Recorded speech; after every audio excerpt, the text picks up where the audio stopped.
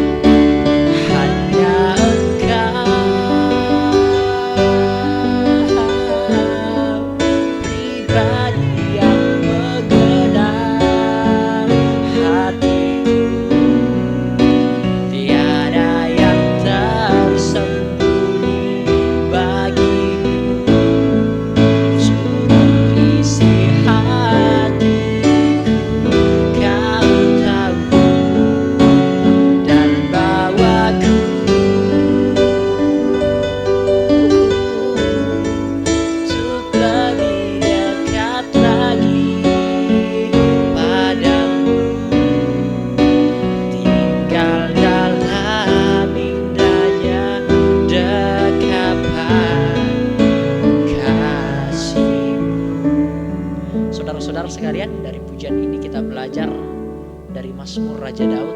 Raja Daud sendiri mengakui dirinya sendiri seperti rusa yang merindukan selalu pelataran-pelataran atau hadirat Tuhan. Demikian kita diilustrasikan seperti layaknya rusa yang tidak bisa hidup tanpa air.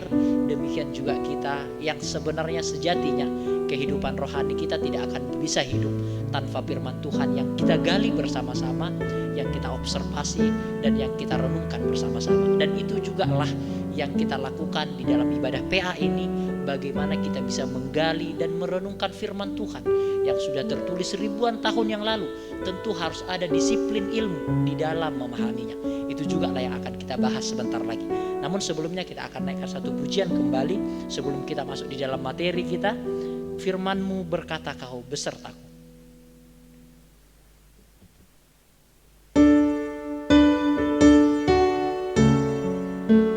Kita akan naikkan pujian ini bersama-sama. Firman Tuhan berkata kau besertaku. Firman-Mu berkata kau besertaku.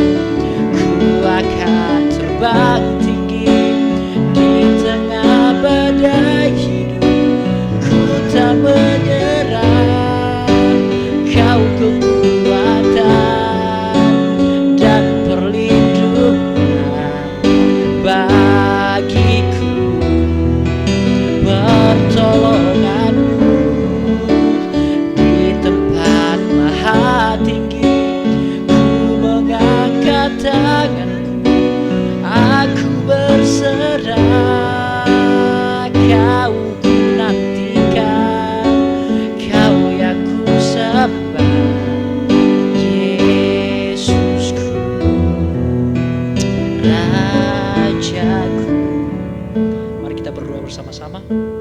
Bapa kami di surga, benarlah firman-Mu yang akan menuntun jalan kami, dan bukan hanya menuntun jalan kami, namun firman-Mu juga lah yang menguatkan kami, yang menghiburkan kami. Firman Tuhan bukan hanya semata-mata mengoreksi kesalahan kami yang hanya berfokus pada satu arah, namun firman-Mu juga merupakan penghiburan bagi kami yang ada dalam duka cita. Firman-Mu juga merupakan kekuatan bagi kami yang lemah, dan firman-Mu juga merupakan jalan bagi kami jikalau kami mungkin sudah tersesat hari ini. Terima kasih Bapa di surga. Namun bagaimana kami untuk memahami firman Tuhan, itu juga lah yang harus kami pelajari, supaya kami tidak gampang ditipu oleh orang lain, supaya kami juga bisa mengobservasi, bisa menyelidiki firman Tuhan secara mandiri di rumah. Kami tidak terlalu bergantung kepada orang lain, namun kami bisa menyelidiki firman Tuhan dan membagikannya juga kepada keluarga kami, kepada orang tua kami, kepada anak kami. Dan itulah yang akan kami lakukan hari ini. Bagaimana kami diregenerasi, bagaimana kami dimuridkan sesuai dengan mandat firman-Mu yang ada di dalam Matius pasal yang ke-28 ayat yang ke-19 dan 20. Bagaimana kami harus mengajarkan semuanya itu kepada orang lain, dan banyak anak-anak Tuhan akan dimuridkan. Terima kasih Bapa di surga. Kami akan memulai pembahasan kami di dalam nama Yesus. Puji Tuhan. Amin. Silahkan duduk kembali Bapak Ibu Saudara yang dikasihi oleh Tuhan. Saudara-saudara, hari ini kita akan membahas topik kita. Barangkali ini menjadi topik kita yang terakhir tentang belajar khotbah bagi pemula. Biasanya jikalau saya sudah menyampaikan materi, saya jarang sekali akan membahasnya kembali. Sehingga jikalau ini sudah selesai, barangkali saya tidak akan mengulanginya lagi, atau barangkali saya tidak akan membahasnya lagi, kecuali memang diminta dengan kebutuhan khusus, atau memang ada pembahasan-pembahasan yang terkait dengan materi ini saudara-saudara sekalian. Jadi saudara-saudara, jikalau kita mengevaluasi, jikalau kita melihat apa yang sudah kita pelajari beberapa lama ini saudara-saudara, saya telah membahas bagaimana menafsirkan Alkitab, yaitu ilmu hermeneutik. Saya sudah membahasnya selama 3 kali, dan juga saya sudah membahas ilmu homiletika.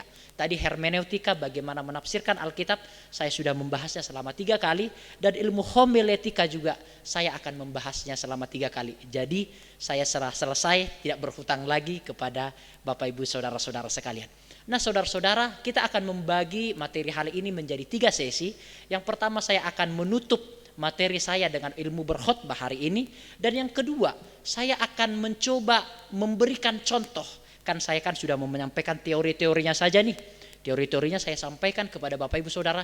Yang kedua nanti saya akan memberikan contoh apa yang sudah saya sampaikan, teori-teori yang sudah saya sampaikan, nanti saya akan memberikan contohnya kepada Bapak Ibu Saudara. Jadi di sesi yang kedua nanti saya akan berkhotbah seperti layaknya kita di ibadah umum barangkali. Namun saya berkhotbah hanya mungkin 10 menit seperti itu, hanya sebagai contoh dari teori-teori yang sudah saya sampaikan. Dan yang ketiga adalah kita akan, jikalau ada waktu, kita nanti akan sesi tanya jawab bagi Bapak Ibu yang mau bertanya.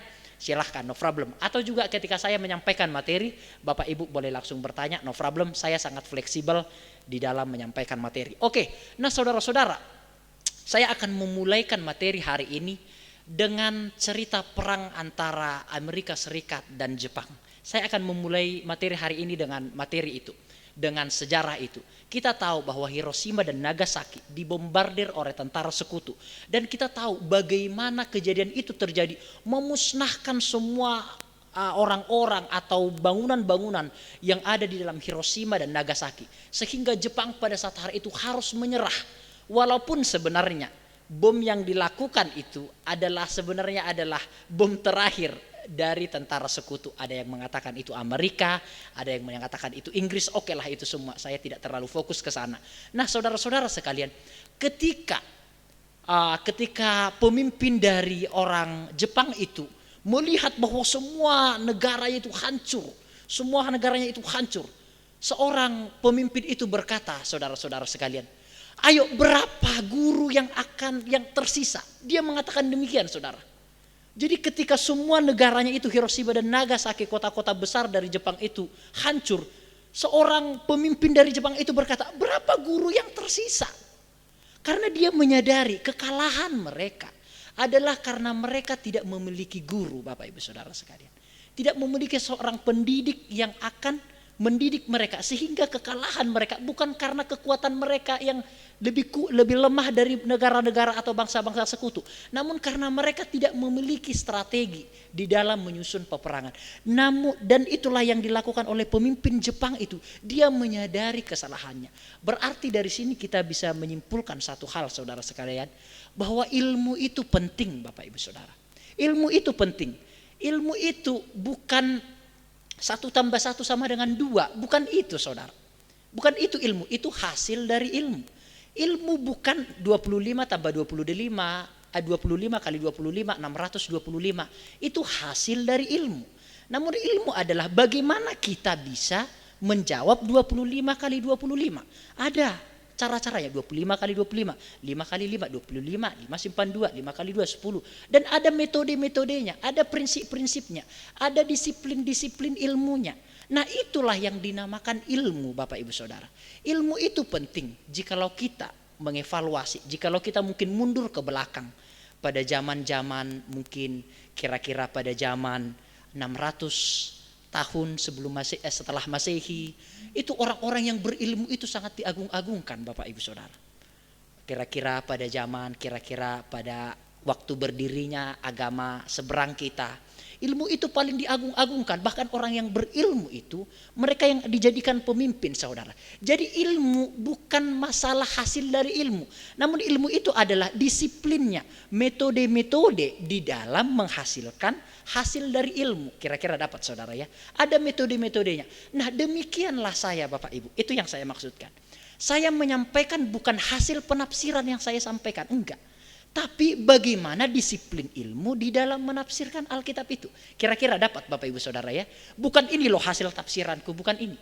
Ketika Bapak Ibu ingin memakan ketela, saya tidak harus memberikan ketela kepada Bapak Ibu Saudara. Namun saya juga memberikan cangkul. Bagaimana cara mencangkul tanah, bagaimana cara menanam ubi, bagaimana cara membuat pupuk dan merawat segalanya. Sehingga Bapak Ibu sendiri bisa langsung bertani seperti itu, dapat memiliki ketela dengan usahanya sendiri. Demikian saya, Bapak Ibu. Saya hanya menyampaikan disiplin-disiplin ilmu di dalam menafsirkan Alkitab. Saudara-saudara, jikalau kita ingin belajar naik mobil matic, kita harus tahu disiplin-disiplinnya. Ketika mau belajar mobil matic, ya kan? Oh, R itu ternyata return, artinya mundur. Oh, ternyata N itu adalah netral. Ternyata D1 sampai D4 itu adalah gear 1 sampai gear 4. Ternyata P itu adalah parking. Kita tahu. Jikalau kita tidak memiliki disiplin ilmu, kita langsung pancet podo wae. Yang penting yakin diterabas semuanya. Jangan salahkan jikalau kita kecelakaan. Begitu, Bapak Ibu Saudara ya. Demikian juga jikalau kita mau belajar pesawat, harus tahu take off-nya di mana, harus tahu kapan menurunkan roda-roda, harus tahu kapan waktunya untuk memberikan kemudi yang otomatis sehingga tidak perlu ada kemudi yang manual. Jadi ada disiplin-disiplin ilmunya di dalam melakukan hal itu semua. Nggak bisa tiba-tiba pilot itu mengatakan yang penting yakin, nggak usah belajar teori, nggak usah belajar disiplin ilmu, langsung naik pesawat saja. Otomatis akan kecelakaan. Demikian apa yang saya sampaikan, saudara. Disiplin-disiplin ilmu yang saya sampaikan, prinsip-prinsip penafsiran Alkitab, teologi, penafsiran kontekstual, gramatikal, literatur, literal, dan juga sejarah, dan juga presaposisi, dan juga alegoris, dan juga simbolis, dan juga teologis. Itu merupakan prinsip-prinsip ilmu, itu merupakan disiplin-disiplin ilmu di dalam memahami Alkitab. Namun jikalau Bapak Ibu menganggap nggak perlu itu bro, yang penting yakin terabas, ya monggo, ya yang penting kan Bapak Ibu yang tahu, yang penting saya sudah menyampaikan disiplin-disiplin ilmunya. Ini loh disiplin-disiplin ilmunya. Bapak Ibu punya disiplin-disiplin ilmu sendiri, monggo. Tapi masalahnya jikalau nanti suatu saat Bapak Ibu dikritik oleh orang akademisi, jangan marah. Karena orang akademisi itu memiliki disiplin ilmu yang ada patrolnya seperti itu. Jadi disiplin-disiplin ilmu itu menjadi patrol bagi kita. Kira-kira dapat, saudara-saudara ya. Ini merupakan pendahuluan yang harus saya sampaikan kepada Bapak Ibu Saudara sekalian. Oke, homiletika kita akan masuk. Di dalam ilmu homiletika, saudara-saudara, ada dua hal yang harus kita perhatikan. Yang pertama adalah preparing, yang kedua adalah delivering. Preparing itu adalah persiapan. Persiapan yang dimaksudkan itu adalah bagaimana kita mempersiapkan ayat-ayat itu, firman Tuhan itu. Persiapan ini atau preparing ini sama dengan ilmu hermeneutik yang sudah kita pelajari. Bagaimana ilmu menafsirkan Alkitab. Yang tadi kan teologi kontekstual, ada kontekstual, penafsiran kontekstual, ada gramatikal, ada literal. Nanti saya akan bahas lagi. Mungkin agak bingung sedikit, tenang. Saya akan bahas nanti kembali ulangi lagi. Ada gramatikal, ada presaposisi, ada alegoris, ada simbolis, ada teologis. Saya nanti akan membahasnya secara sedikit-sedikit lagi nanti. Nah, itulah yang dinamakan preparing. Jadi dipersiapkan dulu. Apa-apa yang tidak dipersiapkan pasti luput, saudara-saudara. Iya kan? Apa-apa yang tidak dipersiapkan pasti luput. Juga saya melakukannya hari ini. Materi ini sudah saya persiapkan. Kendati pun mungkin topiknya tetap sama, tapi saya selalu memberikan penjabaran yang berbeda. Juga ada penambahan-penambahan, juga ada pemahaman-pemahaman yang baru, sehingga Bapak Ibu Saudara tidak bosan seperti itu. Yang kedua adalah delivering, artinya adalah penyampaian. Hanya dua itu tok, saudara, di dalam menyampaikan firman Tuhan. Kita masuk ya. Apa itu homiletika? Saya akan membahas sedikit-sedikit saja supaya tidak lupa. Intinya homiletika adalah bagaimana kita menyampaikan apa yang tertulis di dalam Alkitab menurut apa kata Alkitab itu pada zaman itu. Ingat loh ya, menyampaikan isi Alkitab, maksud Alkitab pada zaman itu bukan apa maksud kita tentang Alkitab pada zaman hari ini. Kira-kira dapat, saudara ya. Jadi bagaimana kita ditafsirkan ayat itu? Kita sampaikan apa sih maksud Rasul Paulus ini? Apa sih maksud Yesus ini? Apa sih maksud Petrus ini? Jadi kita sampaikan apa yang memang dimaksudkan oleh penulis awalnya, bukan oleh kita. Karena jaraknya itu sudah jauh, saudara-saudara ya. Di dalam perjanjian baru, jarak kita dengan perjanjian baru saja kira-kira 2000 tahun. Jarak kita dengan perjanjian lama 3500 tahun. Sehingga harus adalah disiplin ilmu untuk menyampaikan hal-hal ini. Jadi ilmu berkhotbah adalah bagaimana kita bercakap-cakap dengan menggunakan teknik. Makanya dari awal tadi saya sudah menggunakan teknik di dalam berkhotbah. Saya mencoba membawa saudara, ini supaya langsung dapat aja ya. Saya sudah mencoba membawa saudara kepada ilustrasi tentang Hiroshima dan Nagasaki yang tadi. Oh, ternyata yang dibutuhkan itu ternyata guru. Guru itu ada ilmunya karena mereka bisa kalah karena mereka tidak memiliki ilmu. Saya mencoba menarik itu sebagai jembatan untuk saudara bisa memahami ilmu yang saya sampaikan. Jadi di metode yang sama, ilmu berkhotbah itu adalah menggunakan metode penyampaian ilmu tentang bercakap-cakap, saudara-saudara sekalian, atau ilmu berkhotbah. Next ya. Nah, ternyata di dalam ilmu berkhotbah disitulah puncak dari segala ilmu, saudara. Percaya enggak? Ilmu berkhotbah adalah puncak dari segala ilmu. Di situ finish atau akhir dari ilmu historis atau ilmu sejarah. Di situ dibahas sejarahnya. Karena kan berkhotbah kan harus membahas sejarah. Di situ bagi yang mahir sejarah, di situ dipaparkan. Bagi yang mahir tentang psikologi, di situ juga puncaknya di dalam ilmu berkhotbah ini.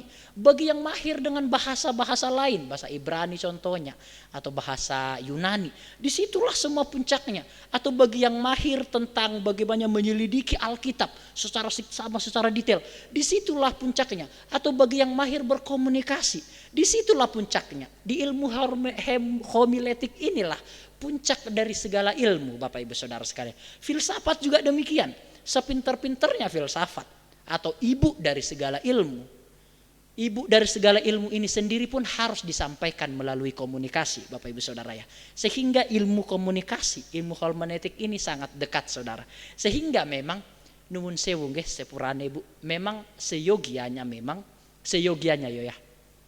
Orang yang berkhotbah itu harus memiliki wawasan yang luas. Setidaknya memiliki wawasan yang luas. Kendati pun tidak memiliki wawasan yang luas, harus berusaha memiliki wawasan yang luas. Setidaknya begitu, saudara-saudara. Karena homiletik ini adalah puncak dari segala ilmu. Oke, saudara-saudara ya, dapat ya. Oke, next saya tidak akan membahas yang muluk-muluk. Jenis-jenis khotbah ternyata adalah ada khotbah tematik yang biasa saya sampaikan. Nanti juga jika Tuhan izinkan saya akan sampaikan khotbah secara tematik, saudara-saudara. Dan ada juga khotbah tekstual atau sering disebutkan khotbah naratif. Sering disampaikan oleh Bapak Gembala kita. Saya tahu Bapak Gembala kita sering membuat khotbah naratif. Seperti ini karena saya sudah sering mendengar orang berkhotbah kan. Supaya Bapak Ibu nanti tahu aja. Bapak Gembala biasanya mengambil satu ayat Alkitab sebagai sebagai master point, sebagai ide utama. Biasanya gitu Om ya. Sebagai ide utama satu ayat. Dam. Dan Bapak Gembala nanti akan mencari contoh dari ide pokok ini. Salah satu contohnya adalah cerita-cerita di dalam Alkitab. Biasanya begitu Om ya. Ya kan? Jadi ini ide pokoknya Bram. Dan Bapak Gembala nanti akan membawa ide pokok ini melalui sebuah contoh yang ada di dalam Alkitab. Contoh itu mungkin Daud, contoh itu mungkin Bileam, contoh itu mungkin Saul, contoh itu mungkin Raja Hizkia. Nah itu dinamakan adalah khotbah naratif. Jadi berkisahkan tentang cerita seperti itu. Memang khotbah naratif tidak memiliki poin, no problem. Tidak masalah, itu sesuatu yang sah-sah saja di dalam ilmu berkhotbah. Namun yang ketiga adalah ada dinamakan khotbah tempat atau khotbah tokoh.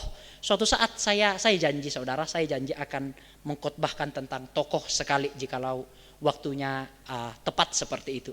Misalnya nih nanti saya mengkhotbahkan tentang Rasul Paulus.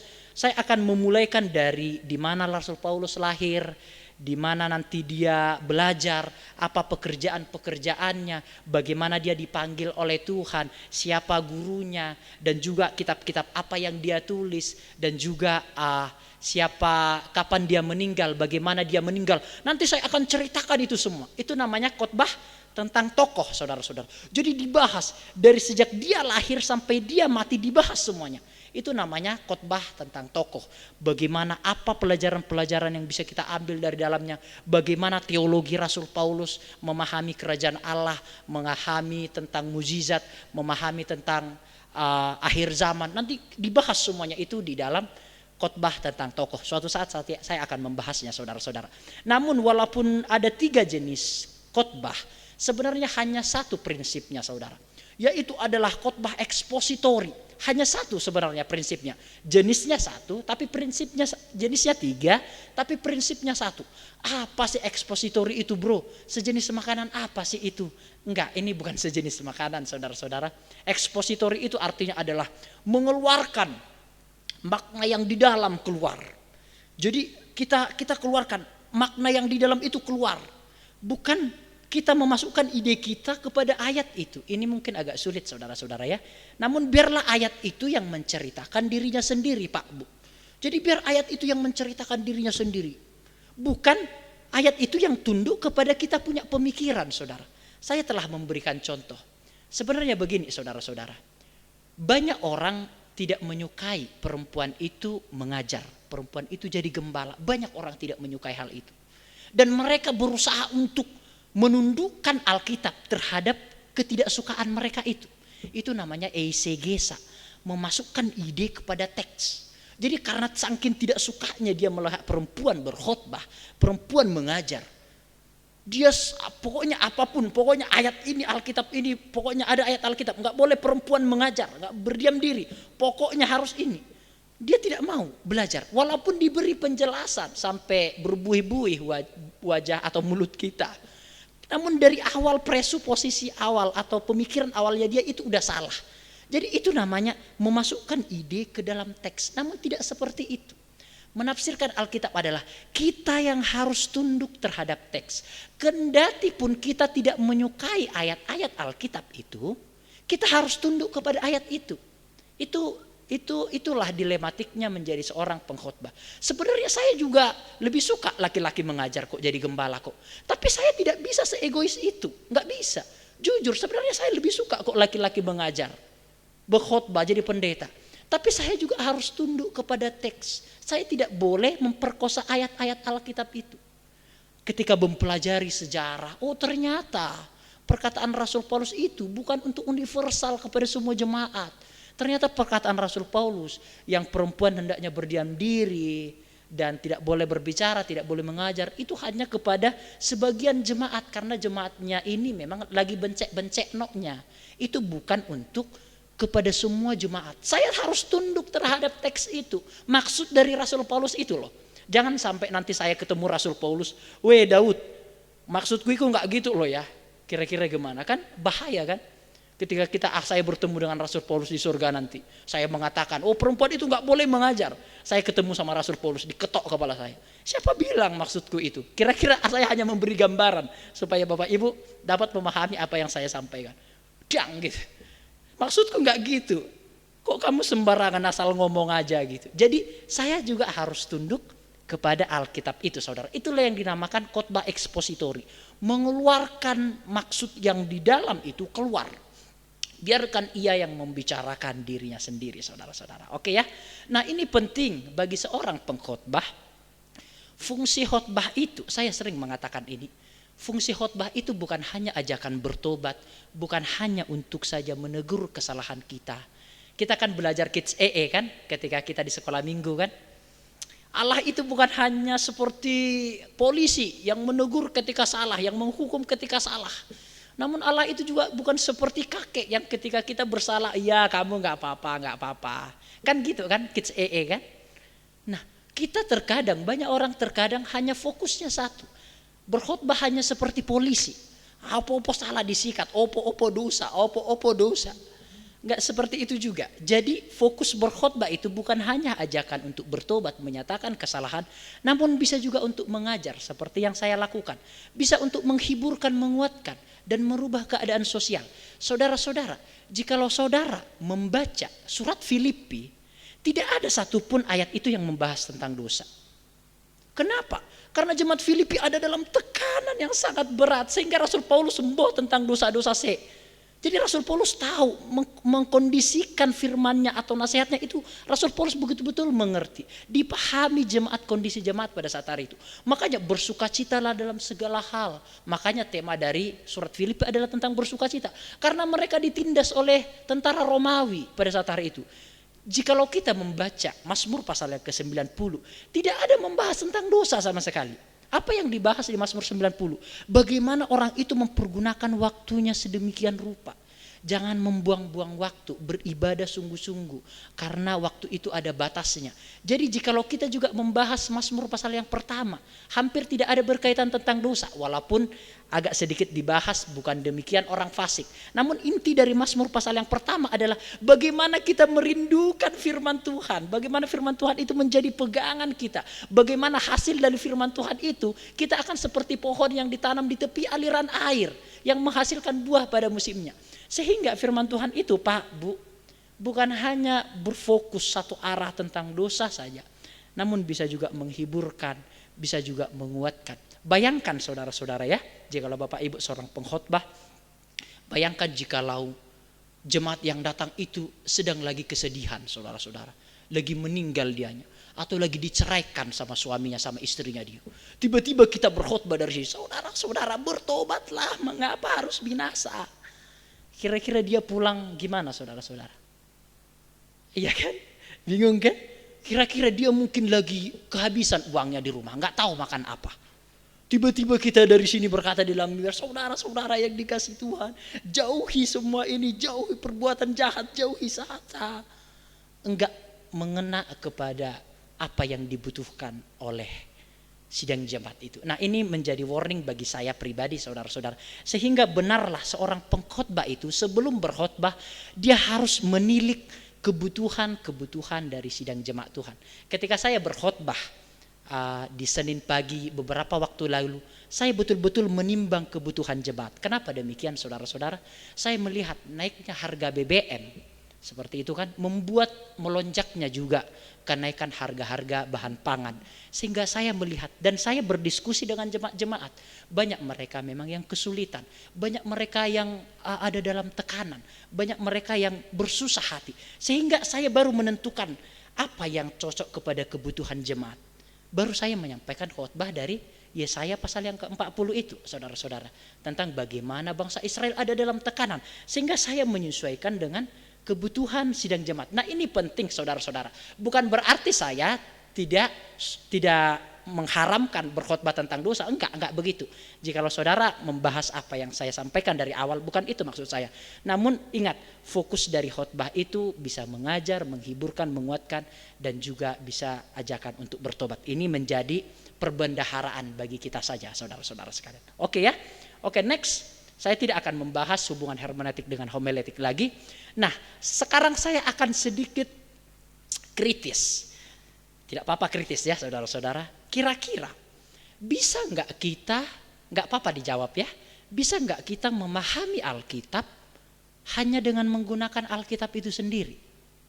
Saya tidak menganggap ini sebagai ibadah yang formal saudara ya, enggak. Saya menganggap ini kita adu argumentasi. Saya menganggap ini sebagai apa ya, tempat sharing saudara-saudara. Bagi orang Yahudi saudara, Bait Allah itu bukan hanya untuk ibadah saudara, namun untuk sharing, untuk belajar bersama-sama saudara-saudara. Bisa enggak kita memahami Alkitab hanya menggunakan Alkitab itu sendiri? Kira-kira gimana ya? Kak Olbi, bisa nggak? Kita nggak bisa. Kira-kira apa sih? Kenapa? Apa master pointnya? Kenapa kita nggak bisa memahami Alkitab hanya dengan menggunakan Alkitab itu sendiri? Alkitab itu kan ya dan amin. Haleluya. Kenapa ya? Karena mungkin sejarahnya panjang kan. Saya kasih contoh saudara. Siapa yang bisa menjawab bahwa Yesus itu lahir tanggal 25 Desember? Hanya menggunakan Alkitab loh ya, hanya menggunakan Alkitab ya. Jangan gunakan literatur-literatur lain. Coba buktikan Yesus itu lahir tanggal 25 Desember. Menggunakan Alkitab. Ada yang bisa? Mulai luput.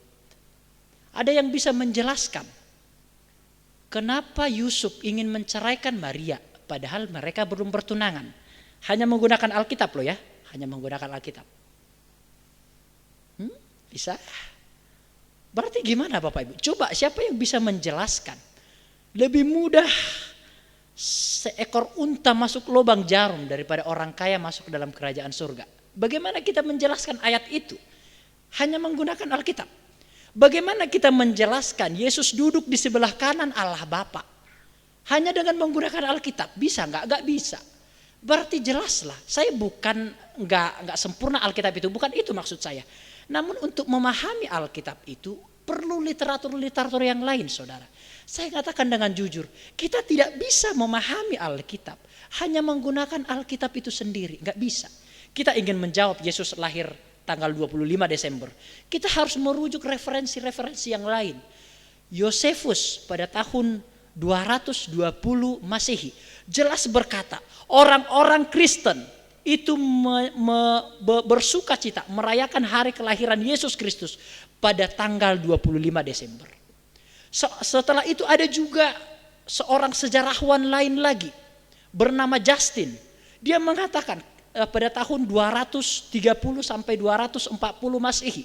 Dia jelas mengatakan sama seperti orang-orang Kristen pada umumnya biasanya merayakan hari kelahiran Yesus Kristus pada tanggal 25 Desember. Jadi kita bisa memberikan argumentasi. Oh ternyata untuk memahami Alkitab itu harus membutuhkan literatur-literatur yang lain. Bagaimana kita memahami Yesus duduk di sebelah kanan Allah? Benarkah Pak, Bu, Yesus itu duduk, ini kan Bapa kan? Yesus itu duduk di sebelah kanannya. Kanan Bapak Ibu mana yang sini? Benar gak artinya itu memang Yesus duduk gitu? Kira-kira gimana Bapak? Luput saudara ya. Nah itu artinya bukan seperti itu. Sebelah kanan itu artinya menurut tradisi orang-orang Yahudi, orang-orang Timur Tengah, orang yang di sebelah kanan itu biasanya pemenang. Biasanya pahlawan yang sudah menyelesaikan tugas dan misi, biasanya ditempatkan di sebelah kanan. Nah Yesus duduk di sebelah kanan Bapa, itu artinya Yesus telah menyelesaikan pekerjaannya, yaitu menebus dosa-dosa manusia. Yesus telah disalibkan dan dia telah menyelesaikan misi dari Bapa dan dia menang. Maka dia duduk di sebelah kanan Allah Bapa sebagai gambaran saja, sebagai metafora saja saudara-saudara. Nah jikalau kita tidak menggunakan sejarah-sejarah yang lain, sulit memang kita memahami Alkitab. Tentu yang saya katakan tadi, lebih mudah seekor unta masuk lubang jarum daripada orang kaya masuk dalam kerajaan surga. Bagaimana itu? Nah ternyata lubang jarum yang dimaksudkan bukan lubang jarum untuk kita menjahit baju. Namun lubang jarum yang dimaksudkan oleh Yesus itu adalah, ada ternyata di Israel pada zaman Yesus ada namanya lubang jarum. Itu kayak tembok saudara. Terus ada lubang sedikit di sini, namanya lubang jarum seperti itu. Tapi bukan jarum untuk menjahit baju. Nah biasanya onta itu masuk sana dulu.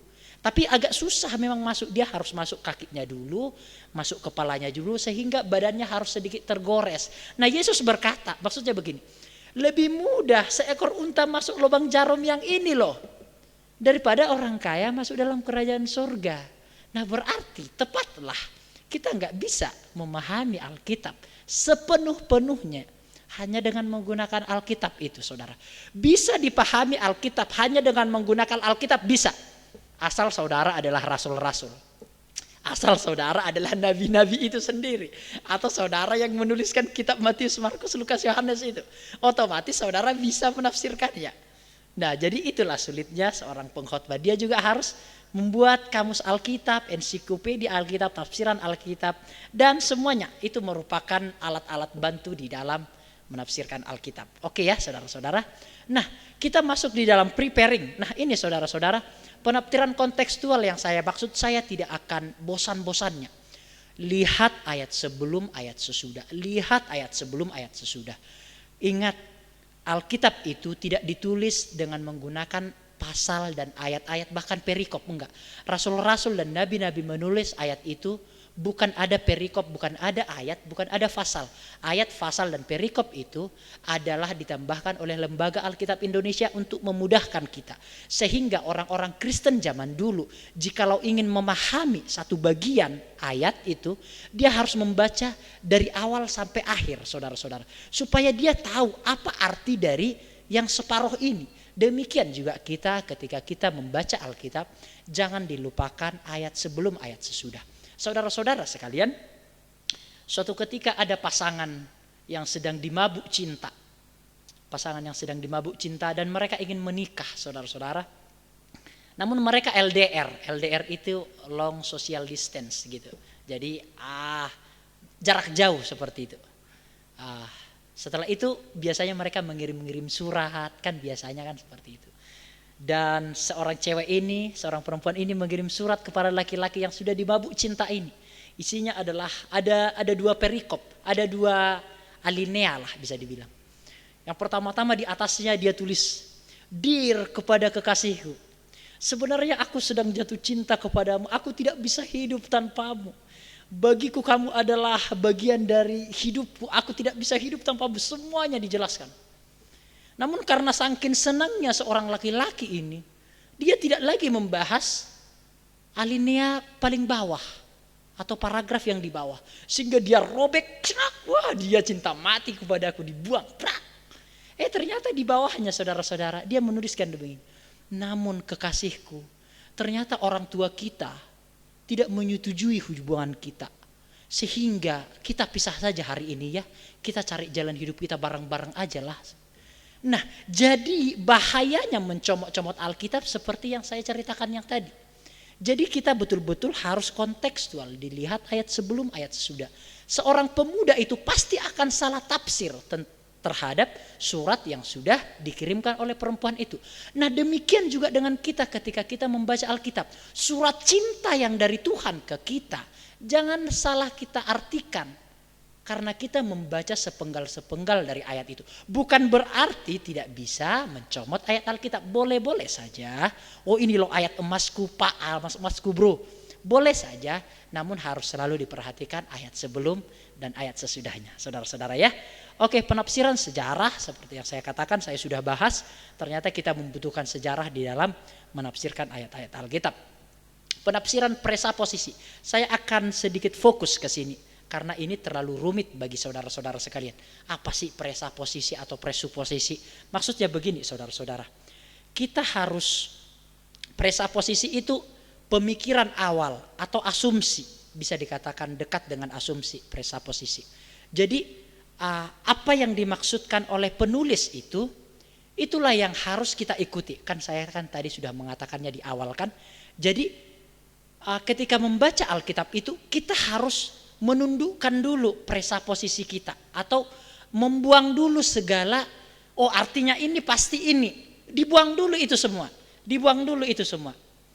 jauhkan dulu itu semua, hilangkan dulu semua pengertian-pengertian kita yang dahulu, biarkan dulu kita tunduk kepada presaposisinya penulis, maksudnya ide pokoknya penulis ini loh.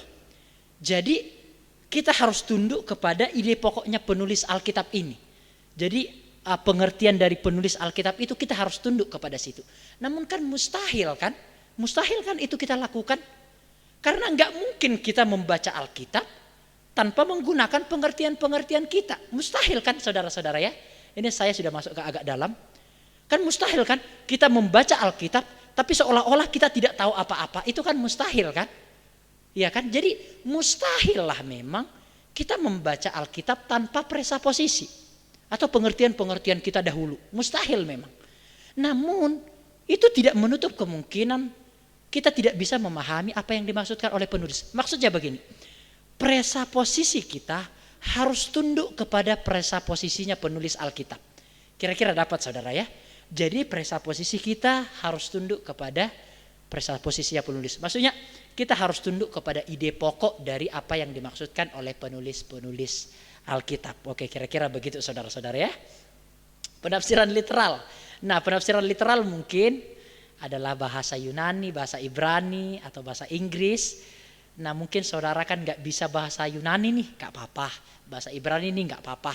Namun jikalau ingin membaca Alkitab lebih dalam lagi, tahu maksud-maksud tersembunyinya, baca aja dalam terjemahan bahasa Inggris untuk menolong saudara-saudara saja.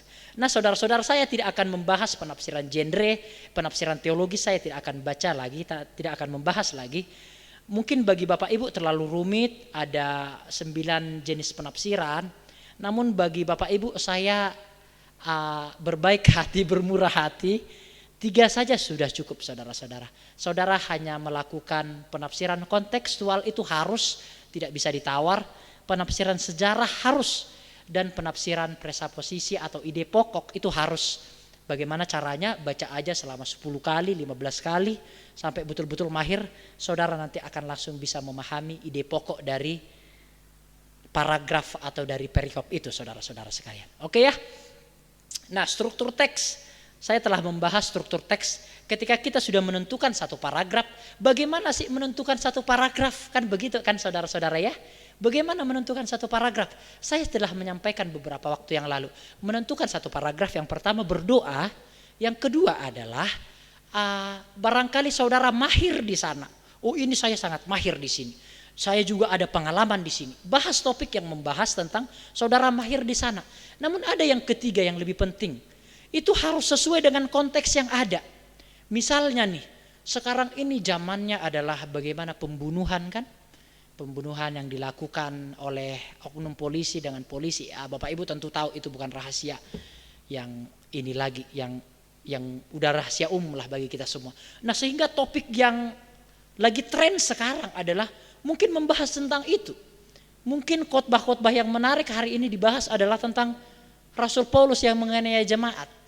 Nah, itu bisa. Jadi yang sesuai dengan apa yang terjadi pada saat hari ini, saudara, itu bisa menolong kita untuk menentukan jenis khotbah kita atau tema khotbah kita. Atau bisa yang keempat, saudara-saudara. Yang pertama tadi berdoa, ya. Yang kedua tadi saudara mahir di sana dan saudara ada pengalaman. Yang ketiga sesuai dengan konteks yang ada pada zaman hari ini, apa yang lagi booming seperti itu. Yang keempat, mungkin yang lebih penting saya katakan adalah melihat kebutuhan jemaat. Jadi dilihat kebutuhan jemaat. Memang benarlah saudara. Saya setuju apa yang dikatakan oleh Hardin Robinson dan juga Gordon DeVee, seorang ahli tafsir dari Alkitab. Dia mengatakan betullah seorang pengkhotbah itu harus selalu menanyakan kabar tentang jemaatnya. Betullah, saya sepakat dengan beliau. Harus tahu seluk-beluk dari keadaan jemaatnya. Harus berinteraksi selalu dengan keadaan jemaatnya. Betullah, saya sepakat dengan kedua penafsir yang kompeten ini saudara-saudara sekalian. Oke, saya next kepada struktur teks. Nah, struktur teks ini begini saudara, ini gampang sekali. Percayalah, hermeneutik itu gampang.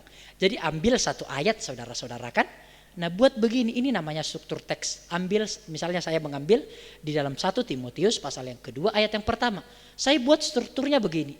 Namanya dibedah namanya. Tetapi engkau ini siapa? Titus. Karena ini nasihat Rasul Paulus kepada Titus. Oh, saya tahu ini nasihatnya kepada Titus. Beritakanlah apa yang sesuai dengan ajaran yang sehat. Laki-laki berarti fokusnya apa yang akan disampaikan Titus nanti pertama-tama itu kepada laki-laki. Saya langsung tahu. Kenapa saya tahu? Karena saya membuat struktur teksnya. Oh, laki-laki yang tua. Oh, laki-laki yang tua. Ada nasihat khusus kepada laki-laki yang tua yang akan disampaikan oleh Titus. Dan nasihat yang disampaikan oleh Titus ini adalah ajaran yang sehat. Saya langsung tahu ketika sudah menggunakan struktur teks. Apa-apa yang harus disampaikan kepada laki-laki yang tua, saya buat di sampingnya. Ya, hendaklah hidup sederhana, terhormat, bijaksana, sehat dalam iman, dalam kasih dan ketekunan. Jadi saya langsung bisa, gampang saya untuk memberikan tema atau memberikan subpoin di sini nanti. Karena saya sudah tahu apa-apa yang harus disampaikan kepada laki-laki yang tua, saya sudah tahu. Hidup sederhana, terhormat, bijaksana, sehat, iman, dalam kasih, ketekunan. Saya tahu. Itu saya dapatkan ketika saya membuat struktur teks. Nah demikian untuk selanjutnya, ini yang terakhir untuk struktur teks. Demikian juga perempuan-perempuan yang tua. Nah udah pindah topik dianya. Tadi laki-laki yang tua, sekarang Titus juga bukan hanya menyampaikan nasihat kepada laki-laki yang tua, tapi juga kepada perempuan-perempuan yang tua. Jangan marah saudara-saudara ya, namun itulah yang dikatakan oleh Rasul Paulus. Perempuan-perempuan yang tua. Apa yang harus disampaikan kepada mereka? Mereka hidup sebagai orang-orang yang beribadah, jangan memfitnah, jangan menjadi hamba anggur, dan seterusnya. Jadi saya langsung tahu nasihat-nasihat yang akan disampaikan kepada perempuan-perempuan yang tua, saya langsung tahu. Tinggal saya membuat poin-poinnya aja saudara. Bagaimana cara merangkum ini semua? Saya sudah pernah menyampaikan ini, saya buat saja temanya atau poinnya. Laki-laki yang bertanggung jawab, menjadi laki-laki yang bertanggung jawab. Bagaimana menjadi laki-laki yang bertanggung jawab di dalam Tuhan? Pertama, dia harus hidup sederhana. Dia harus hidup terhormat, bijaksana, sehat dalam iman, dalam kasih, dalam ketekunan. Jadi dibuat satu kalimat untuk menyimpulkan sub-sub poin yang ini. Hidup sederhana, terhormat, bijaksana. Apa yang bisa menyimpulkan ini? Dibuat trap. Oh, berarti laki-laki yang bijaksana atau laki-laki yang beriman. Bisa aja poinnya bisa berbeda-beda, nggak masalah. Namun itu sudah cukup mewakili sub-sub poin yang ini, hidup sederhana, bijaksana, terhormat. Kira-kira dapat saudara ya? Saya nggak tahu dapat atau luput ini.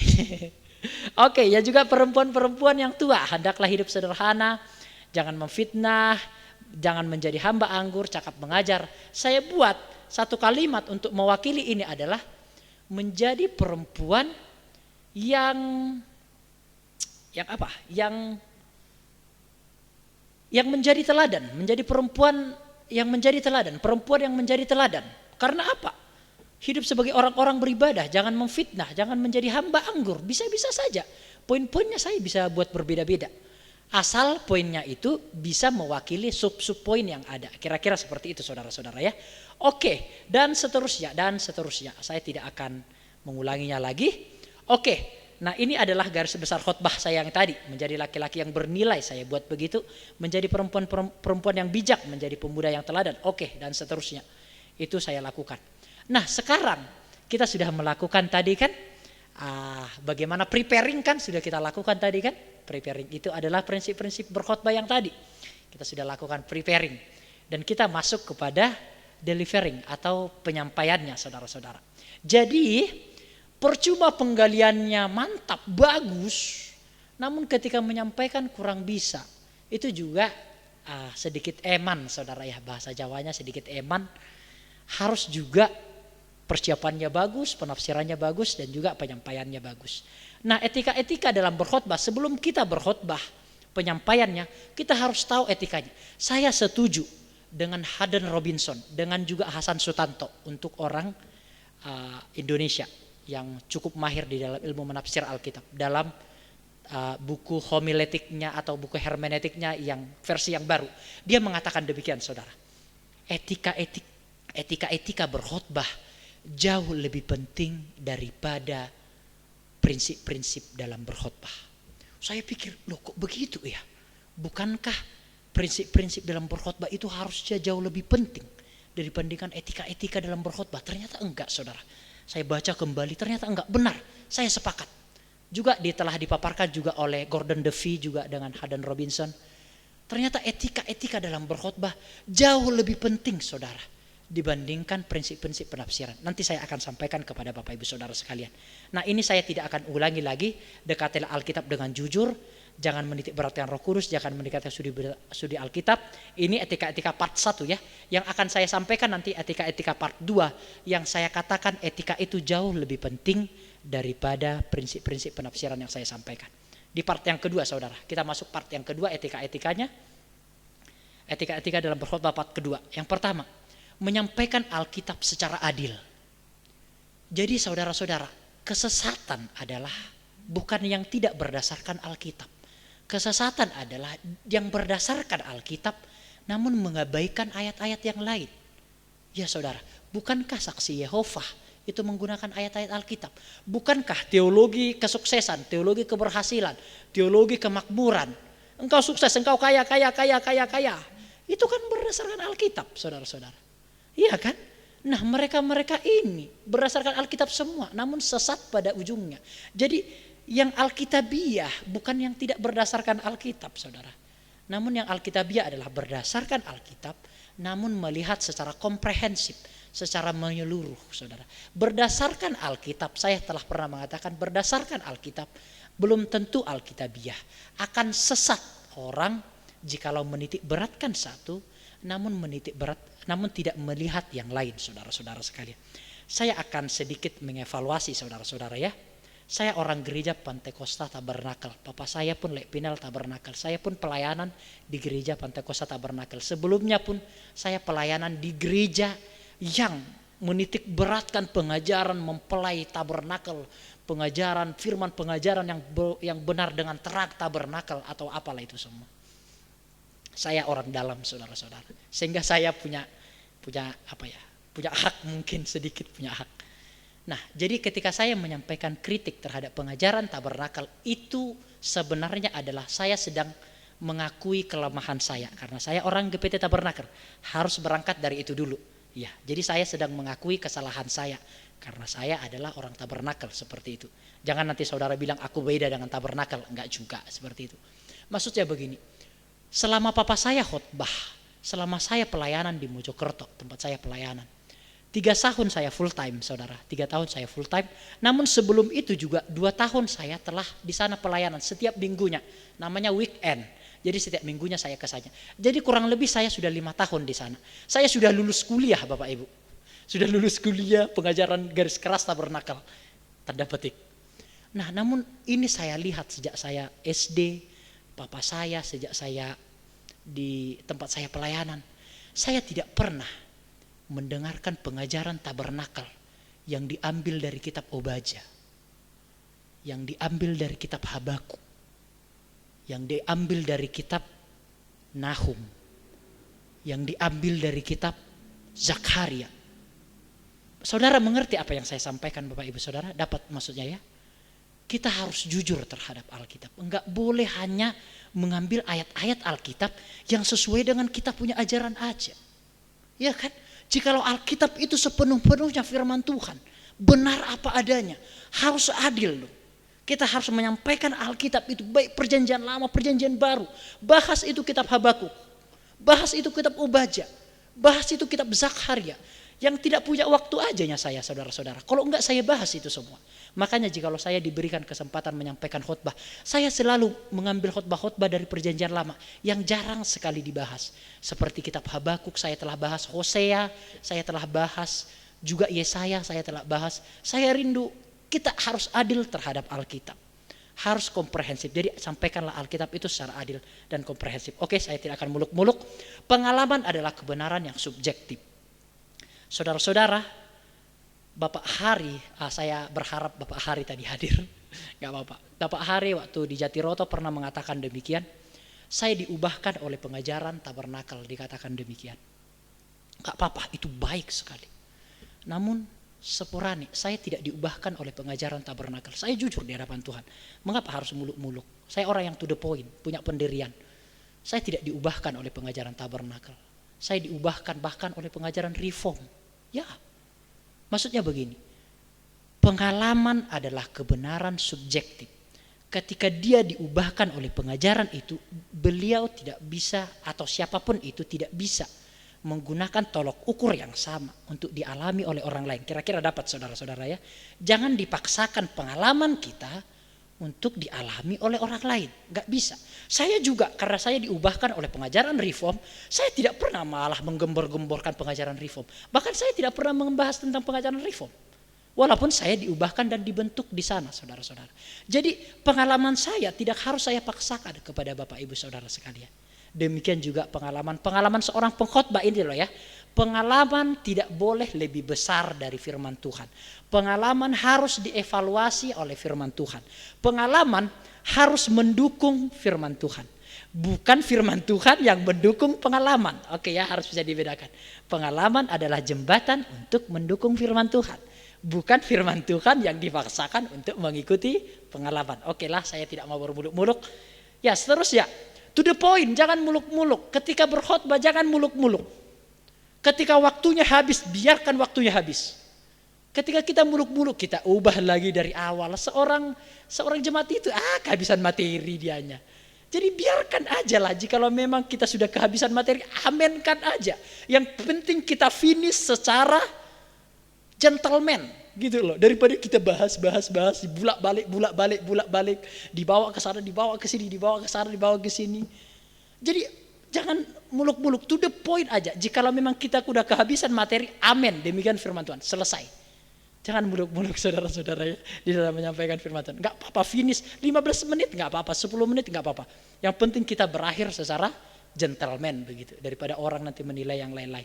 Ini saya ambil dari buku-buku ini loh ya saudara ya. Bukan saya yang buat-buat sendiri, enggak. Ada landasan-landasannya, ada literaturnya. Jangan sampai lupa ayat, nah ini penting. Seorang pengkhotbah, mana ya ayatnya iku yo tadi yo. Maaf saya salah. Saya pun pernah demikian, tapi mungkin bisa dihitung aja saudara-saudara. Saya langsung wanti-wanti. Jangan sampai lupa ayatnya di mana. Atau jangan sampai salah ayat. Salah ayat ya, jangan sampai. Kita belajar bareng-bareng saudara ya. Untuk melakukan firman memang kita belajar bareng-bareng. Jangan sampai lupa ayat-ayat Alkitab. Misalnya kalau kita membaca khotbahnya langsung drop. Ditentukan aja, jangan sampai lupa ayatnya. Kreatif dan inovatif dalam penyampaian. Nah ini harus penting. Karena menyampaikan khotbah itu seperti kita memasak makanan saudara-saudara. Harus kreatif dan inovasi dalam penyampaian. Saudara-saudara, saya melihat pengajaran kita hanya ada 3. Saya betul-betul tahu saudara, hanya ada 3 penerapan dari pengajaran tabernakel. Saya betul-betul tahu. Yang pertama, taat dengar-dengaran akan firman Tuhan. Yang kedua, Kristus sebagai kepala. Yang ketiga adalah kita sebagai mempelai atau gereja Tuhan. Hanya itu fokus atau penerapan gereja tabernakel. Mau dari kitab Wahyu diambil, mau dari kitab A diambil, ujung-ujungnya penerapannya ketiga front itu saudara-saudara. Setia, taat dengar-dengar, setia dalam 3 ibadah pokok. Begitu saudara-saudara sekalian. Jadi menurutku saya enggak mengatakan itu salah, namun itu kurang inovatif saudara, itu kurang kreatif. Alkitab itu memiliki banyak sekali sudut-sudut pandang dan harus kreatif, dikemas demikian rupa. Ada orang berkata firman Tuhan itu memang harus diulang-ulang. Iya diulang-ulang. Tapi kalau diulang-ulang sampai 6 tahun ya gimana? Iya kan? Alkitab di dalam kitab Mazmur jelas dikatakan, dia membawa kita ke padang rumput yang hijau. Bukan makanan yang butek seperti itu, bukan makanan yang hambar, yang itu aja dibahas temanya, itu aja ujung-ujungnya. Makanya jadi gembala sulit, karena dia harus mengemas firman Tuhan itu berbeda-beda dan bervariasi seterusnya. Makanya saya melihat di pengajaran kita kurang inovatif. Saya mengatakan ini bukan untuk yang di sini, tapi untuk yang menontonnya secara live supaya orang-orang juga bisa semakin belajar. Besi menajamkan besi saudara-saudara. Jadi harus inovatif dan kreatif di dalam menyampaikan khotbah. Gak boleh monoton seperti. Jangan menggunakan bahasa haram. Bahasa haramnya apa? Bahasa haramnya itu apa ya yang saya baca sih? Bentar ya. Bahasa haramnya itu apa namanya? Gitu. Ketika berkhotbah, apa namanya? Gitu. Apa ya? Ada itu bahasa-bahasa haram di dalam Alkitab. Gak boleh seperti itu. Jadi dalam berkhotbah jangan menggunakan apa namanya? Apa ya? Gitu gak boleh. Ya bukannya begitu. Itu bahasa-bahasa yang haram. Kalau kira-kira lagi ngeblank, diam aja sebentar, baru pikirkan apa yang ingin dikatakan. Oke, baru dikatakan kira-kira seperti itu. Oke ya. Selanjutnya ini bagian-bagian yang terakhir sampai jangan terlalu banyak membaca ayat-ayat Alkitab. Benar saudara-saudara, jangan terlalu banyak membaca ayat-ayat Alkitab. Enggak boleh, stres orang. Dulu kan pengajaran kita kan sampai kalau enggak salah sampai 60 tante ya. Ayat-ayat yang dibacakan. Iya kan 60 ya. Maafkan kalau saya salah. 60-an kurang lebih. Waduh rek, 60 ayat yang dibaca. Udah konkordansi berjalan itu, nggak fokus orang. Jadi menurutku nggak usahlah dibaca banyak-banyak ayat saudara ya. Cukup 6 ayat bolehlah, 10 ayat bolehlah. Ada interpretasi implisit dalam penyampaian. Nah ini penting saudara. Ada interpretasi implisit di dalam penyampaian. Ini warning bagi kita semua. Ketika saya akan mencoba menggunakan kata yang bisa dimengerti. Di balik kata-kata yang terdengar, ada kata-kata yang tidak terdengar. Di balik kata-kata yang terucap, ada kata-kata yang tidak terucap. Nah jadi di dalam menyampaikan, ada yang tidak terucap dari apa yang saya ucapkan. Namun itu bisa dipahami oleh orang yang sering mendengarkan khotbah. Maksudnya dia berkhotbah kan, dia saya tahu maksudnya dia itu, saya tahu. Walaupun dia nggak menyampaikan, saya tahu dia ini sebenarnya sedang kurang perhatian ini. Saya tahu dia ini mungkin tersinggung ini. Saya tahu. Walaupun dia nggak menyampaikan secara eksplisit, namun ada yang implisit yang tidak diucapkan. Jadi ada interpretasi implisit di dalam penyampaian. Nah ini harus hati-hati di dalam berkhotbah. Saya tahu saudara-saudara ketika orang menyampaikan khotbah, saya tahu. Oh ternyata gitu. Saudara melihat saya diam-diam begini, jangan salah lo ya. Saya bisa tahu, oh tapi saudara jangan takut karena hal itu. Kan saya juga tidak akan menyampaikannya kepada saudara. Jadi di dalam penyampaian yang eksplisit, ada penyampaian yang implisit. Jadi ada penyampaian yang tidak. Jadi harus hati-hati. Jangan sampai kegelisahan kita jadi terumbar gara-gara itu. Dan itu bisa orang-orang yang sering dengarkan khotbah, dia akan peka gitu lah. Oke lah ya, saya tidak akan muluk-muluk untuk itu. Oke, bagian-bagian yang terakhir, menimbang kebutuhan pendengarnya. Nah ini saya sampaikan, ditimbang kebutuhan pendengarnya. Jikalau di pemakaman Pak, jangan khotbah tabernakel Pak. Saya pernah lupa. Di pemakaman di satu tempat saya pelayan dibahas tabernakel Pak, di pemakaman loh Pak. Bayangkan gimana lah perasaan orang-orang yang di pemakaman itu. Di pemakaman dibahas tentang dosa Pak, bayangkan Pak. Jadi betul-betul harus tahu konteksnya. Bagi saya firmannya nggak salah, yang salah nih orangnya. Nggak tahu menempatkan firman itu pada kebutuhan jemaat. Firmannya nggak salah, tapi pedangnya nggak pas, arahnya nggak pas. Gitu. Jadi harus betul-betul tahu ditimbang pendengarnya. Kalau sekolah minggu jangan dibahas tabernakel. Kalau kaum muda jangan dibahas tabernakel. Pulang muntah-muntah mereka Bapak Ibu Saudara. Jadi yang sesuai dengan pemikiran-pemikirannya ya. Saya senang dengan Kosoni beberapa waktu lalu menyampaikan tentang bagaimana apologetika, pemuda-pemuda itu bisa memberikan bantahan-bantahan sesuai dengan fakta-fakta historis yang ada, sesuai dengan pemikiran-pemikiran yang jernih dan bisa dipertanggungjawabkan. Pemuda akan menjadi dia yang bisa berargumentasi, yang cerdas seperti itu. Saya sangat senang akan hal itu. Dan itu adalah mandat di dalam Alkitab untuk mempertanggungjawabkan iman kita. Oke, jadi ditimbang kebutuhan pendengarnya ya. Kuasai apa yang dikatakan. Ada seorang filsuf namanya Confucius berkata begini saudara-saudara. Jangan sampai apa yang engkau katakan yang akan membunuhmu. Jadi itu betul-betul kita harus betul-betul menguasai apa yang kita katakan saudara-saudara ya. Jadi betul-betul materinya kita betul-betul kuasai. Dan yang terakhir saudara-saudara, meditasi pengkhotbah jangan diganggu. Ini penting, ini penting. Bagi yang berkhotbah, misalnya nih, saya punya istri. Saya mau berkhotbah tadi. Tadi kan saya mau berkhotbah, mau sekarang kan menyampaikan materi. Saya mungkin punya salah sebelum saya menyampaikan materi. Istri saya, kamu itu tekongan belok-belokan amin, tekongan belok-belokan amin, diceramahi saya. Mungkin saya salah, saudara-saudara ya, saya salah. Namun sebentar lagi saya mau khotbah Bapak Ibu. Ketika dia sudah ceramah dikatakan semua kesalahan-kesalahan saya, tiba saatnya saya khotbah, saya nggak akan bisa khotbah lagi. Udah hilang semua apa yang saya pelajari. Jadi meditasi pengkhotbah jangan diganggu Pak. Jikalau anak kita mau berkhotbah, dia mungkin ada salah sebelumnya. Biarkan diselesaikan dulu khotbahnya dia. Biarkan dia selesaikan dulu khotbahnya. Ibu kita mau menyampaikan berita firman Tuhan di sekolah minggu. Mungkin ibu kita punya kesalahan.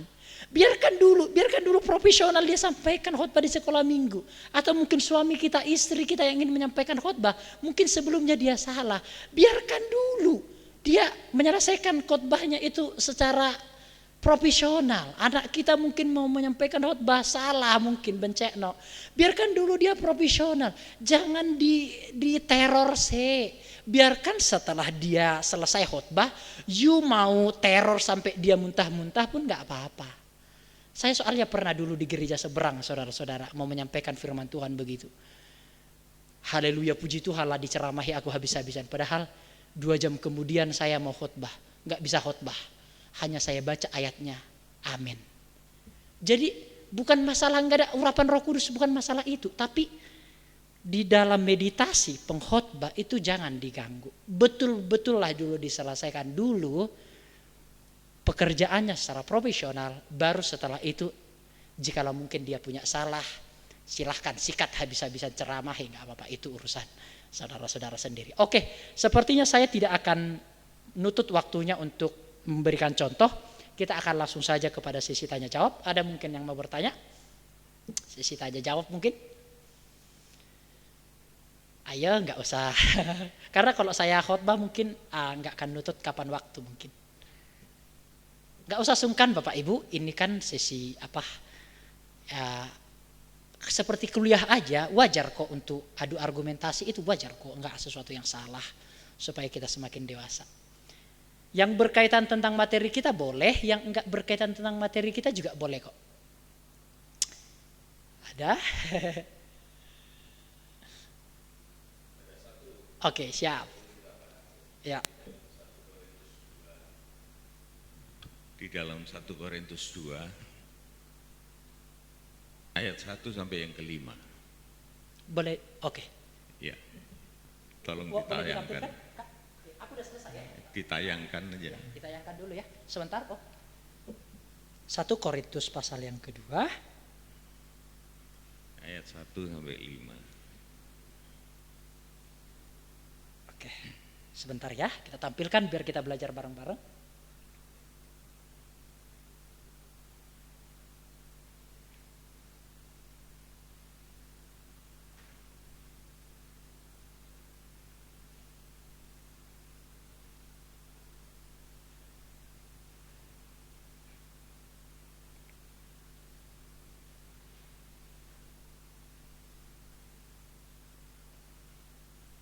Sabar ya.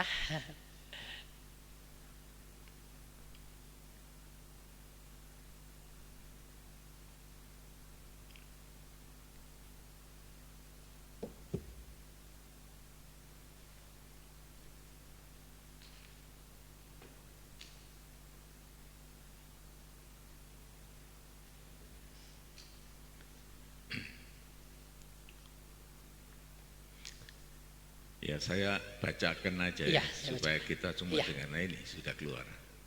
Demikianlah hendaknya orang bukan 1 Korintus 2. 1 Korintus 2 ayat yang pertama. Iya. Nah, Ya. demikian pula ketika aku datang kepadamu. Ini Rasul Paulus datang kepada jemaat Korintus. Dia mengatakan, saudara-saudara, aku tidak datang dengan kata-kata yang indah atau dengan hikmat untuk menyampaikan kesaksian Allah kepada kamu. Terus lanjut. Ayat yang kedua. Oke. Sebab aku telah memutuskan untuk tidak mengetahui apa-apa di antara kamu selain Yesus Kristus, yaitu Dia yang disalibkan itu. Terus aku juga telah datang kepadamu dalam kelemahan dan dengan takut dan gentar. Yap. Ya, di sini yang menarik perhatian itu tadi dikatakan, sebab aku telah memutuskan untuk tidak tahu apa-apa tentang kamu selain Yesus Kristus, yaitu Dia yang disalibkan. Nah, ini mungkin bisa menjadi pertanyaan dari apa yang dijelaskan tadi, bahwa seorang hamba Tuhan, seorang pembicara harus lebih dulu mengenal apa ini yang mau dibicarakan ini gitu. Ya. Mengenali jemaat yang akan diceramai gitu. Nah, biasanya di dalam hal ini menurut pengalaman saya itu selalu ada pesan sponsor. Jadi pada waktu kita mau khotbah itu biasanya yang punya gereja atau gembala setempat itu mengatakan, Pak nanti tolong sampaikan mengenai perpuluhan, ya, itu biasanya itu. Iya. Aku juga pernah kok Om, pernah. Nah ini memang kalau saya sudah dengar gitu, saya sudah tidak mau ngomong apa-apa, Iya. sudah saya bilang itu urusanmu. Tapi bagaimana? Apakah kita perlu mengenali? Tetapi Rasul Paulus di sini mengatakan, aku memutuskan untuk tidak tahu apa-apa antara kamu selain Kristus yang disalibkan. Nah, ini gimana ini? Oke, ada yang mau jawab? Ada yang mau jawab? Oke. Kan biasanya di request nih, temanya Pak ini loh, gitu-gitu. Oke, tidak ada. Olpi mungkin? Enggak? Oke, good job. Oke, saya hanya kasih sedikit aja. Karena memang menurut saya kalau kita baca dari Korintus ini, memang kadang-kadang di dalam menyampaikan tentang firman Tuhan ada banyak hal yang harus diperhatikan juga. Tapi kalau kita baca dari Korintus ini, Paulus ini juga sedang menekankan tentang hikmat Tuhan, menekankan tentang pentingnya pengenalan akan Kristus, karena memang Paulus melihat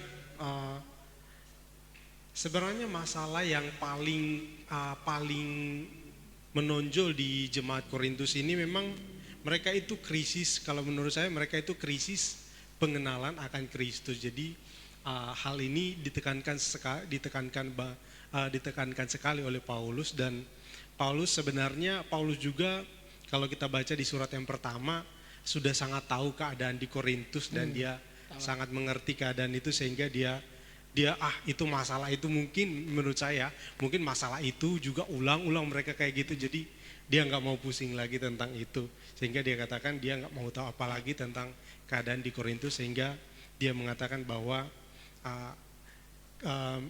tentang menyampaikan tentang Kristus itu adalah hal yang paling penting untuk jemaat di Korintus. Ya, itu dari saya. Ada tambahan?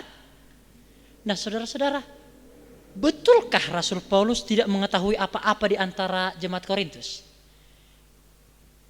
Bukankah Rasul Paulus tahu ada kelompok-kelompok yang mengelompokkan diri, golongan Paulus, golongan Apolos, golongan Petrus, dan golongan Yesus?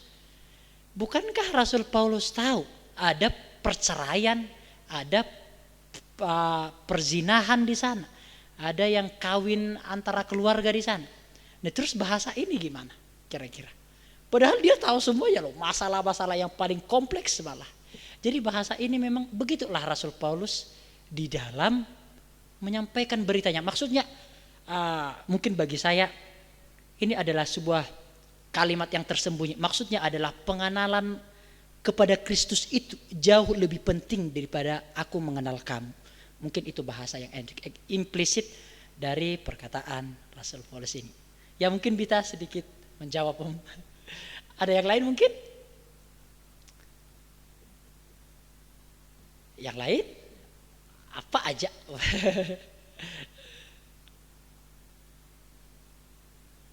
Kak Ferry mungkin mau tanya. Tante Michelle. Kenapa aku ikut? Bagaimana bro supaya kuat terus dalam iman nih? Kak ya. Apa yang lain? Gak apa-apa. Tanya yang beda konteks gak apa-apa Bu. Karena hanya di sini waktunya. Di gereja kita di ibadah umum gak akan bisa seperti ini, se-fleksibel ini saudara-saudara. Yason mungkin? Cara mendapatkan jodoh? Enggak? Oke, jikalau tidak ada satu lagi, oke, yuk monggo. Satu tambahan ini bersifat sangat private. Ya. Saya juga ingin bukan mengoreksi, tapi kalau memang tidak sesuai maksudnya mungkin perlu dirubah. Ya. Tadi Daud mengatakan patron, patrol atau Patrol. Eh? Patrol, Tadi dikatakan apa? patrol. Patrol. Iya, salah. Pakai L ya. Ya, Pakai L. patronnya. Iya, Oke, kalau siap. begitu itu jelas Iya, perlu dikoreksi Iya. karena patrol Iya. itu adalah orang yang meronda. Ya, siap. Tapi yang tepat adalah patrun, Patron. Ya, pakai N. ya, Karena patrun itu merupakan suatu pola. Yaitu seperti tukang jahit, ya. dia pakai patrun, dia pakai pola. Ya itu aja. Ya, siap. Jadi mungkin Ya, dari ya, penyampaian. bisa salah Iya. ucap. Dan juga kata-kata haram itu tadi yang sangat perlu diperhatikan. Ya. Ada yang setelah berkhotbah kemudian begitu kira-kira. Itu sama sekali sudah membuyarkan apa? Kepercayaan orang gitu.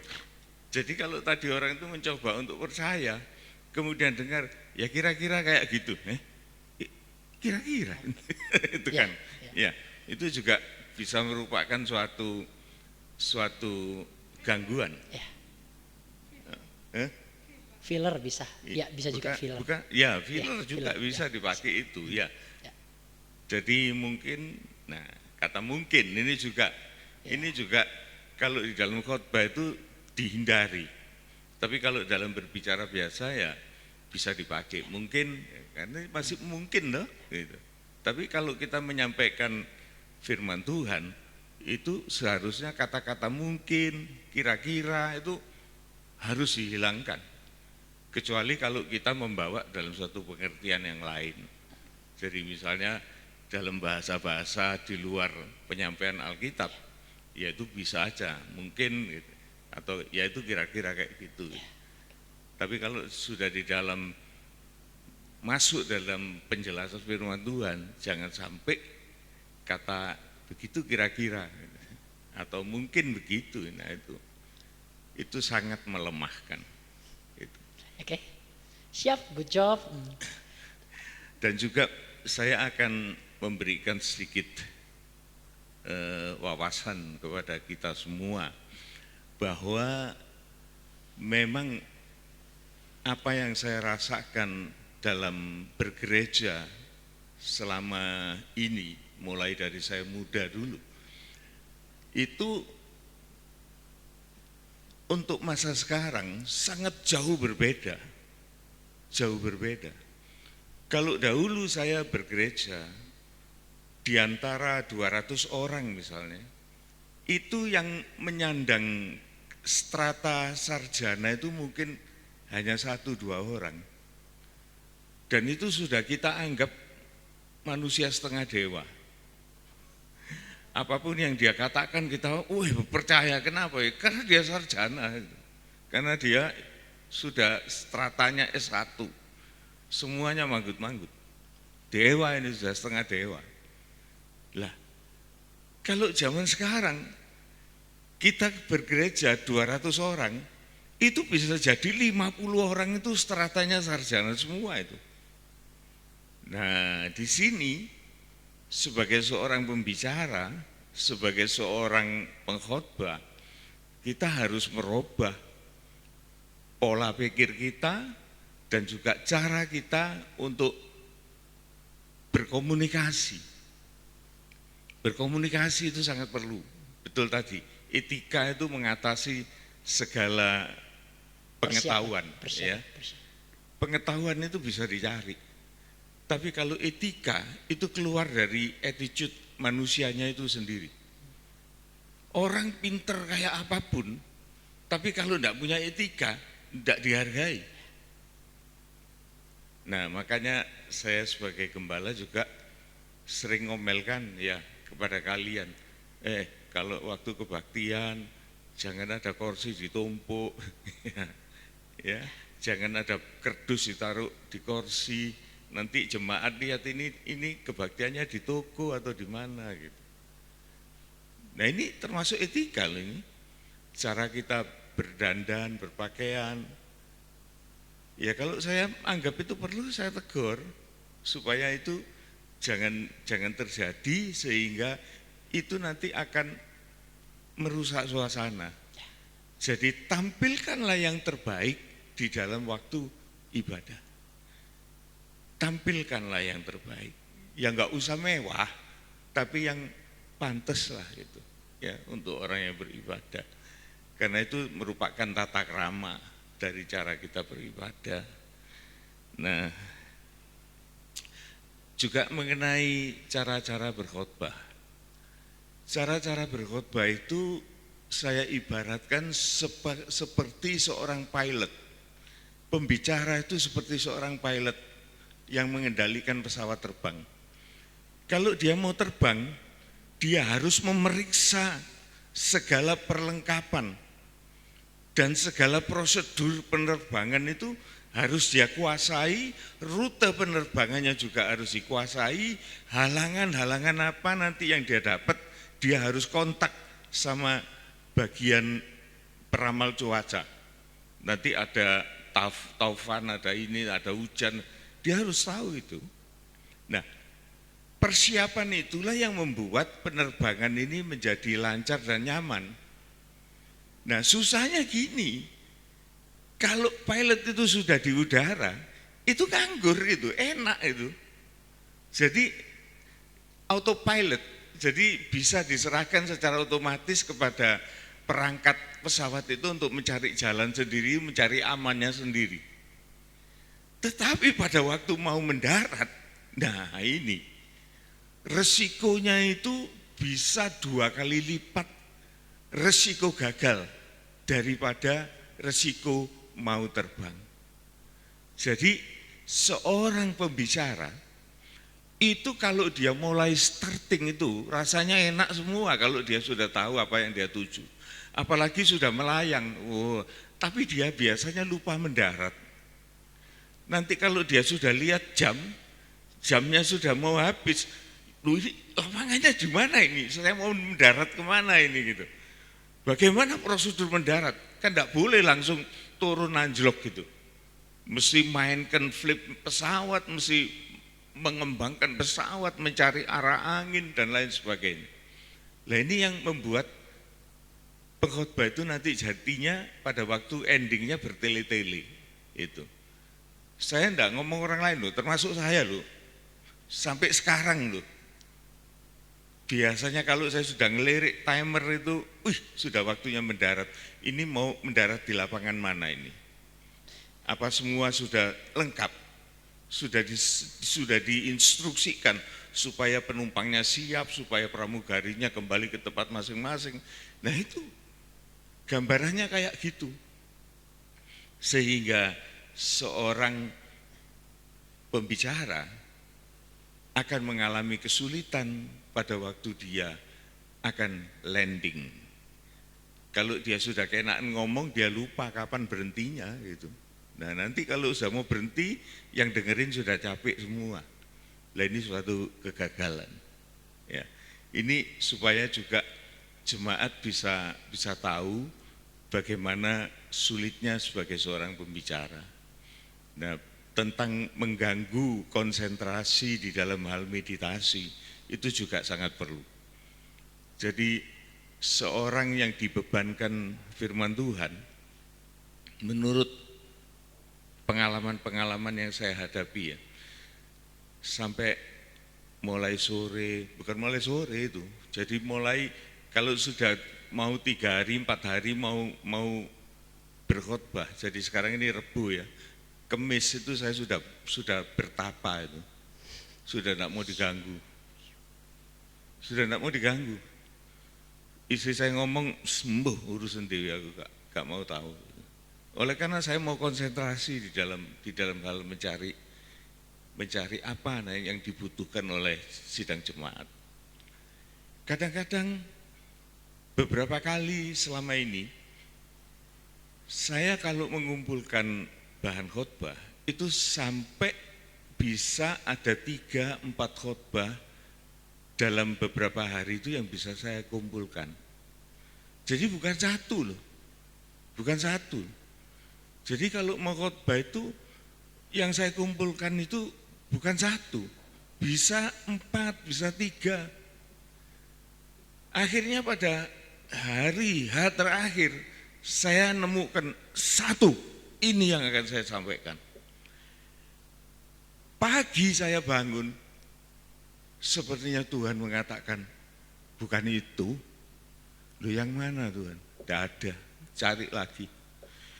Dalam waktu pagi itu saudaraku, pagi jam 5, jam setengah 5 itu saya sudah bangun. Loh, kok rasanya tidak ada gregetnya gitu apa yang saya peroleh kemarin itu. Padahal kemarin itu saya pikir itu sudah bagus. Tapi enggak, rasanya hati ini kosong, belum, tidak ada apa-apa. Saya ulangi lagi, saya akan mengatakan belum, tidak ada apa-apa. Tanya sama Tuhan, terus gimana Tuhan? Cari lagi. Waktunya sudah dekat, cari lagi. Nah, ini pengalaman-pengalaman seorang pengkhotbah loh saudara ya. Saya tidak ngada-ngada loh. Nah, kalau saudara mau merasakan itu ya boleh dicoba. Tidak apa-apa. Itu. Nah, oleh sebab itu seorang pembicara itu tetap membutuhkan dukungan doa dari sidang jemaat. Bukan doa dorongan amplop loh, bukan ya. Sekarang ada istilah baru, tolong bantu doa, itu artinya tolong bantuan dorongan amplop. Enggak, kalau itu enggak. Jadi betul-betul ada doa yang mendoakan seorang gembala, seorang pembicara, siapa saja, mungkin seorang tamu. Oleh karena nanti di dalam khotbah itu, di dalam uraian firman Tuhan itu, pasti ada satu jawaban dari kebutuhan kita masing-masing. Jadi baik seorang pembicara juga tidak boleh pakai maunya sendiri. Saya mau nyampaikan ini gitu, terus wah ini harus disampaikan. Ya enggak gitu. Enggak gitu. Oleh karena kalau seorang pengkhotbah itu mau, itu namanya apa, presuposisi itu sudah ada di kepalanya, saya mau ngomong ini gitu. Enggak boleh gitu. Jadi betul-betul kita harus pertama ya memang mendekati Tuhan, tanya sama Tuhan, dan juga memikirkan jemaat. Ya. Jemaat itu di dalam pikiran seorang gembala itu berkelebat wajah-wajah mereka itu. Di dalam meditasi, di dalam doa. Kita cari siapa ya yang membutuhkan itu wajah-wajah itu berkelebat.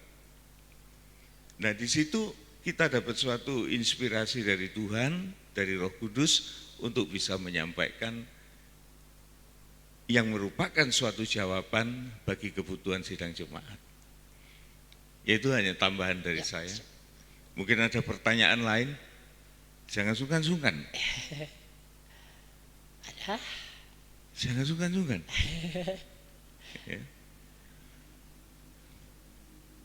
Oke.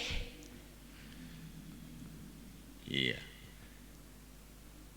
Oke, jadi Bapak Ibu Saudara, jangan karena ini kami ceritakan Bapak Ibu nanti bilang, wah, aku nggak mau menyampaikan firman, nggak gitu juga. Maksudnya belajar bareng-bareng, wes, nggak usah takut salah, nggak apa-apa. Aku loh salah banyak Bapak Ibu Saudara. Jadi jangan karena kami sampaikan ini semua tadi, waduh, risikonya ngono yo, aku nggak mau wes, nggak gitu juga. Aku loh sering salah, jadi biasa kok itu, salah itu biasa. Oke ya, hari ini saya selesaikan untuk materi homiletika dan hermeneutika. Biasanya saya tidak akan membahas lagi. Di minggu depan kita akan kembali fokus ke Matius pasal yang ke-5, ayat yang ke-13 dan seterusnya. Hari ini saya selesai, utang saya sudah tidak ada lagi. Baik hermeneutik ataupun homiletik sudah saya selesaikan kepada Bapak Ibu Saudara. Demikian apa yang saya sampaikan materi-materi hari ini. Tuhan Yesus memberkati kita. Kita akan menerima doa berkat dari Bapak Kepala kita.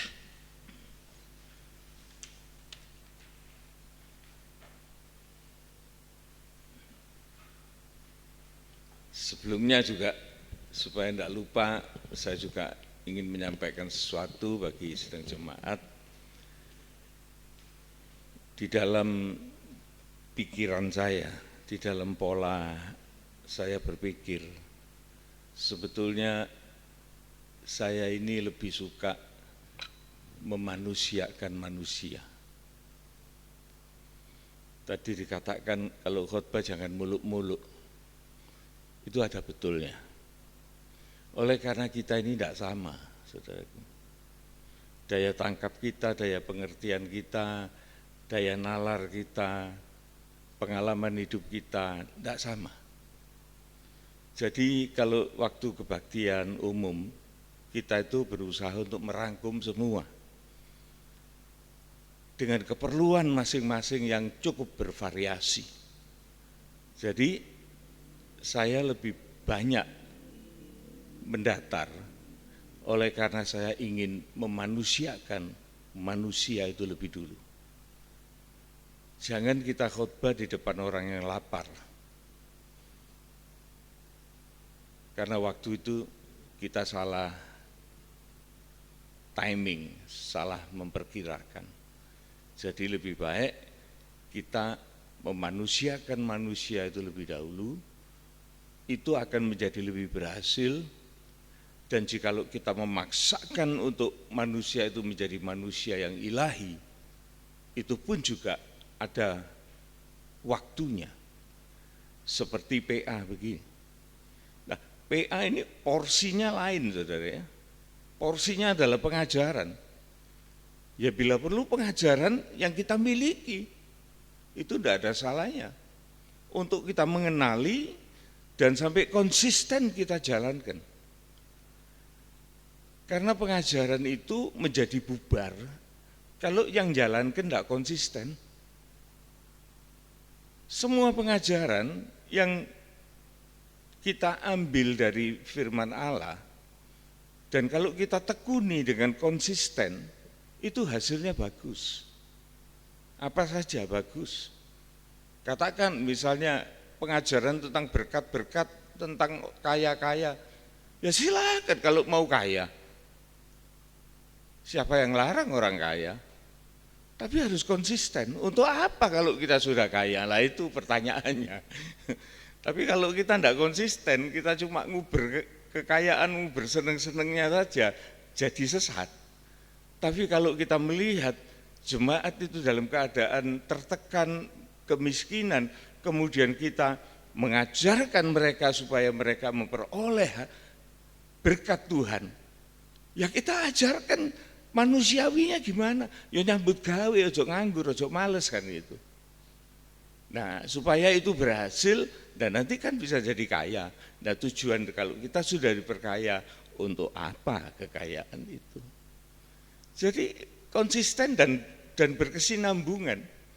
Ya pengajaran kita juga gitu, kabar mempelai, tabernakel. Kalau kita cuma separuh-separuh jadi orang sombong, tersesat.